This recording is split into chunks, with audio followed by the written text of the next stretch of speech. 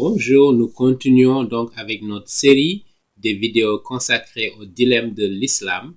Aujourd'hui, nous voulons aborder un autre passage du Coran, la sourate 6, verset 92, et nous allons nous servir du contexte du verset 91 de cette même sourate, qui nous dit que le Coran confirme les révélations antérieures que sont la Torah et les évangiles.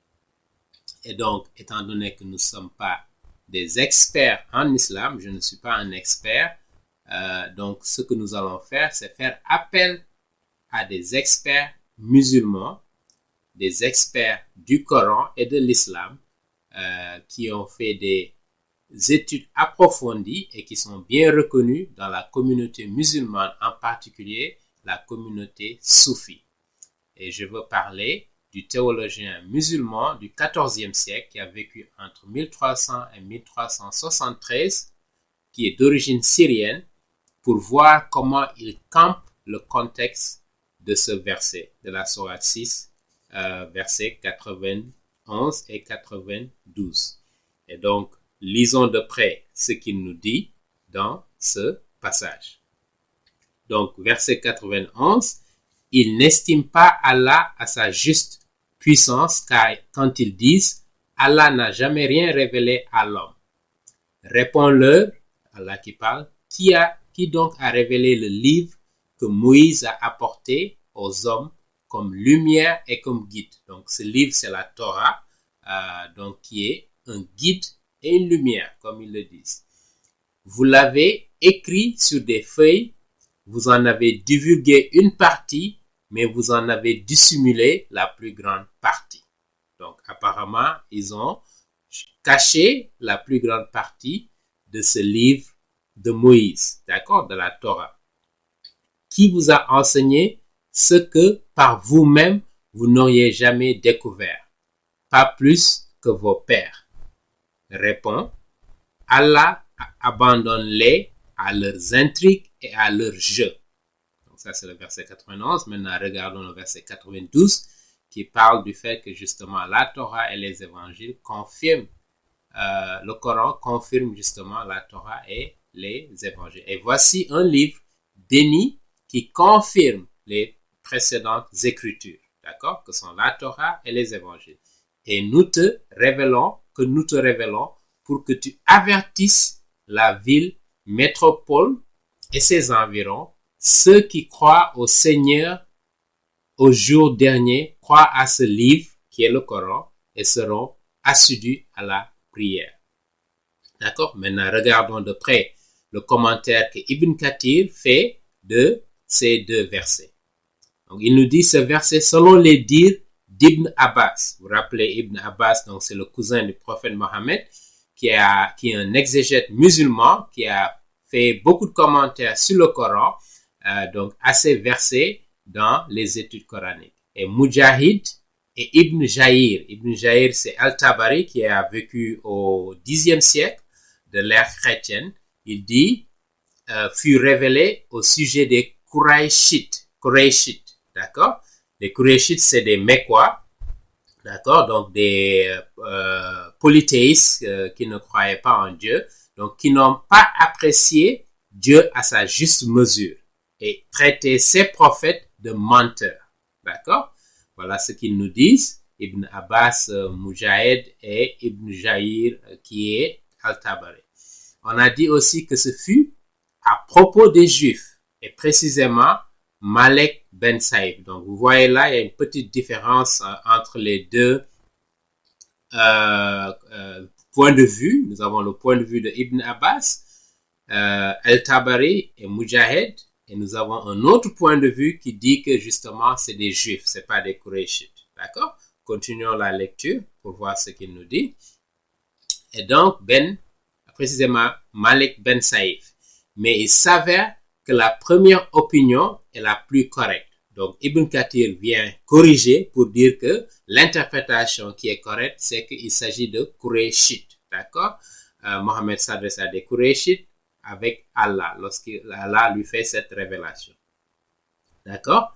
est la plus correcte car ce verset fut révélé à la Mecque, alors que les Juifs ne niaient pas la révélation des Écritures. Donc, remarquez bien ce que Ibn Kathir nous dit ici, ou Ben Malik, Ibn Kathir. Il nous dit donc que les Juifs ne niaient pas la révélation des Écritures. Ça veut dire que les Juifs étaient en possession de ces Écritures et ils reconnaissaient ces Écritures. Parce qu'on a vu dans beaucoup d'autres versets qu'on nous dit qu'il y a des Juifs qui ont falsifié, qui ont modifié, qui ont ajouté aux révélations, mais là, il nous dit que les Juifs ne niaient pas la révélation de Dieu. Donc, on sent ici une certaine contradiction. Mais continuons. Mais les Korachites, quant à eux, reniaient Mohammed, d'accord, en tant que messager, prétendant qu'il est un être humain comme Dieu le montre dans un autre verset, d'accord. Donc, la sourate 10, verset 2, qui dit « Qu'y a-t-il d'étonnant à ce que nous ayons donné mission à l'un d'entre vous d'avertir ses semblables ?» D'accord. Et dans un autre verset, celui-ci, la sourate 17, donc, verset 94, qui nous dit « C'est là ce qui a empêché les hommes de croire quand la bonne voie leur a été indiquée. Est-ce convenable, ont-ils dit, qu'Allah ait envoyé un homme pour le représenter ?» Voilà, donc ils se posent des questions. Maintenant, on continue. Ces gens-là qui ont dit que Dieu n'a jamais rien fait descendre sur un mortel. Dieu dit à son prophète de leur répondre, son prophète qui est Mohammed, qui donc a révélé le livre que Moïse a apporté aux hommes comme lumière et comme guide. D'accord? Là, encore une fois, je fais une pause pour rappeler que le Coran confirme que le livre de Moïse, qui est la Torah, les 5 premiers livres de Moïse, sont une lumière et un guide. D'accord? Et je vous prouverai que ce même livre auquel les Juifs avaient accès au 7e siècle, au temps du prophète Mohammed, sont exactement les mêmes livres que nous avons aujourd'hui en 2021. D'accord? Donc, chacun d'entre vous connaît que Dieu a révélé la Torah à Moïse ben Imran comme une lumière et comme une direction afin que les hommes s'en servent pour sortir des ténèbres de la suspicion. D'accord? Il dit ce même livre, vous l'avez écrit sur des feuilles, vous en avez divulgué une partie, mais vous en avez dissimulé la plus grande partie. D'accord? S'adressant justement à ces gens-là, Korachites. C'est-à-dire, vous transcrivez les différentes parties du livre sur des parchemins. Donc là même, on se pose la question, est-ce que Ibn Kathir s'adresse à des Juifs ici, en train de parler de Juifs, ou en train de parler des Korachites qui étaient à la Mecque? D'accord? Ce n'est pas aussi clair. C'est-à-dire, vous transcrivez les différentes parties du livre sur des parchemins, vous altérez ou modifiez à votre guise ce que vous voulez, disant aux autres, ceci fait partie du livre venant de Dieu, du moment qu'il n'est pas ainsi, et en plus, vous cachez une grande partie de son contenu. Donc, on voit ce qu'on reproche à ces Juifs ou à ces Korachites, comme vous l'entendez, qui ont rejeté le message du prophète pour leur dire que le dernier message que Allah a révélé à l'humanité, c'est le Coran, et il confirme toutes ces écritures antérieures. Mais vous avez dissimulé, d'accord, une grande partie de ces révélations antérieures. Et là, encore une fois, je répète que ça pose problème pour l'islam parce que justement, nous avons les témoins de ces écrits qui datent avant l'islam, d'accord, bien avant l'islam, d'accord, et même pour l'Ancien Testament et la Torah, 200 ans avant l'arrivée de Jésus-Christ même. Nous avons des manuscrits dont nous sommes en possession aujourd'hui qui confirment que nous avons les mêmes textes, que rien n'a été dissimulé, d'accord? Et même si certains l'ont dissimulé, nous sommes en possession de ces textes et de ce que ces textes disent. D'accord? On continue donc. Ici, qui vous a enseigné ce que par vous-même, vous n'auriez jamais découvert, pas plus que vos pères. En d'autres termes, qui a révélé le Coran, qui vous relate l'histoire de ceux qui vous ont précédés. D'accord? Et je continue donc ici. Et les événements qui surviendront plus tard, ceux dont vous ignorez vous et vos ancêtres. D'accord? Et là, j'imagine qu'il s'adresse aux Juifs. À cette question, Dieu dit à son prophète, répond Allah.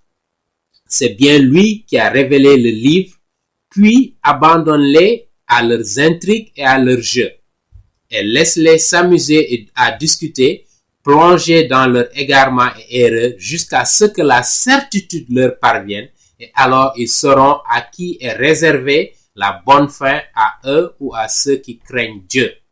Donc il dit que les Juifs ici s'adonnent à des intrigues, à des jeux, à de la manipulation, etc. D'accord? Il dit à Mohammed, abandonne-les.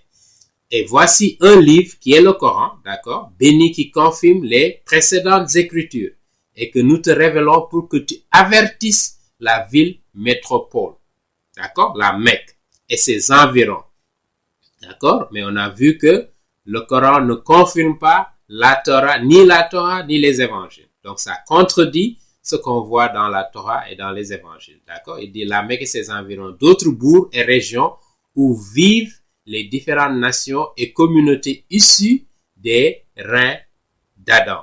Car Dieu a ordonné à Mohammed de dire à tous les hommes, je suis envoyé par Allah à vous tous. Donc la sourate 7, verset 158, et de leur dire aussi, ce Coran m'a été révélé pour que vous soyez avertis ainsi que tous ceux qu'il touchera. Donc la sourate 6, verset 19 fait référence à ça. Quiconque donc parmi les hommes est incrédule à son égard, à l'égard du message du prophète, aura le feu comme lieu de rencontre. Dieu a dit aussi au sujet du Coran, béni soit celui qui a révélé la loi à son serviteur, afin qu'il devienne un avertisseur pour les mondes. Et ça, c'est la sourate 25, verset 1. On nous dit que donc Mohammed, c'est un avertisseur pour l'humanité entière. Et selon le Coran, les révélations antérieures ont été envoyées à des peuples particuliers, mais le Coran a été envoyé à l'humanité entière. D'accord? Ce qui n'est pas vrai, parce que comme on l'a vu, l'Ancien Testament, la Torah, le Nouveau Testament, les évangiles ont été envoyés pour l'humanité tout entière. Dieu s'est servi des Juifs pour leur envoyer ça, mais ça a été envoyé à l'humanité toute entière. D'accord? C'est important de le préciser pour montrer les divergences fondamentales entre le christianisme et même le judaïsme et l'islam. Et cela pose un dilemme fondamental pour l'islam. Ok, continuons.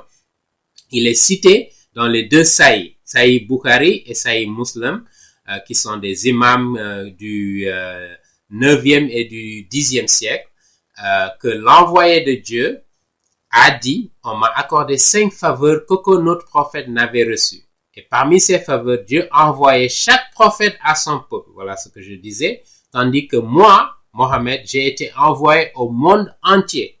D'accord? On nous donne les références de Sahih Bukhari et nous y reviendrons dans des vidéos ultérieures. C'est pourquoi, dit Ibn Kathir, il a dit enfin, ceux qui croient au jour dernier croiront à ce livre qui est le Coran, et seront assidus à la prière. Donc, quiconque croit en Dieu et à la vie future, croit aussi au Coran qui a été révélé à Mohammed et s'acquitte des prières prescrites. Qu'est-ce que nous pouvons retenir? Que le Coran, selon ce verset 92, confirme les écritures antérieures. D'accord?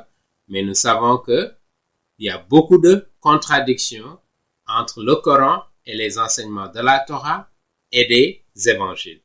Et donc cela pose un problème fondamental pour l'islam, parce que l'islam affirme l'authenticité de ces textes, comme nous venons de le voir, mais ces textes rejettent les enseignements du Coran. Je m'arrête là et nous allons dans une prochaine vidéo nous attarder sur la sourate 3, versets 3 à 4 et la sourate 3, verset 78. Bonne soirée à vous et que Dieu vous bénisse.